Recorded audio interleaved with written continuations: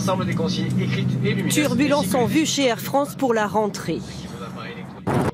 4 mois après la fin de la grève qui a secoué la compagnie au printemps, l'intersyndicale déplore aujourd'hui que les négociations n'aient toujours pas repris.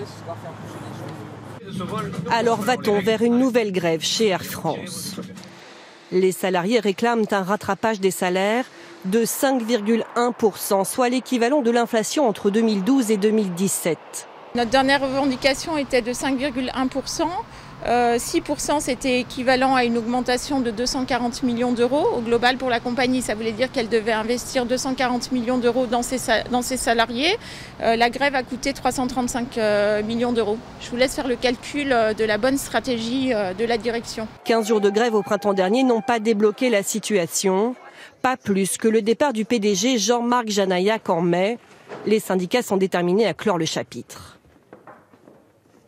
On a travaillé tout l'été, les chiffres sont bons, la compagnie va bien. Donc à un moment donné, on s'occupe des salariés et point barre. Quelles sont les raisons de la colère? Les salariés voient d'un mauvais œil l'arrivée d'un nouveau patron, Benjamin Smith, l'actuel numéro 2 d'Air Canada. Ils craignent ses méthodes anglo-saxonnes et surtout ce qui passe mal, c'est son salaire. Plus de 4 millions d'euros par an, presque 4 fois plus que son prédécesseur. On a un conseil d'administration qui, pendant tout l'été, nous a dit on n'est pas capable de traiter de la question des salaires. Et là, pour le directeur général, ils sont capables de l'augmenter de 350%. Donc effectivement, on nous a menti pendant tout l'été et ça a créé une grosse colère.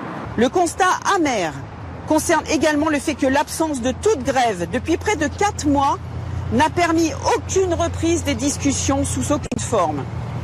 L'intersyndicale ne laissera donc pas cette situation perdurer plus encore. L'attitude totalement irresponsable des dirigeants d'Air France amène les organisations syndicales à conclure que seul un fort durcissement du conflit qui a débuté il y a 9 mois est susceptible de forcer ces dirigeants à y mettre définitivement un terme.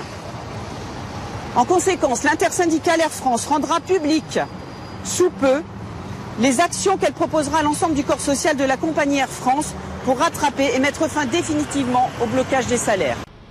Des revendications qui coûtent trop cher à l'entreprise, la direction d'Air France maintient sa stratégie de fermeté et fait le pari que le prochain préavis de grève sera peu suivi. Quand vous avez en face une direction qui ne veut pas négocier, eh bien il vous reste le rapport de force. On est en train de regarder dans l'ensemble des entreprises et filiales du groupe comment s'organisent les choses et comment on peut aussi peut-être créer les conditions d'une convergence des luttes. Le nouveau PDG prendra son poste dans 1 mois. La question des salaires sera sans doute le premier dossier qu'il trouvera sur son bureau.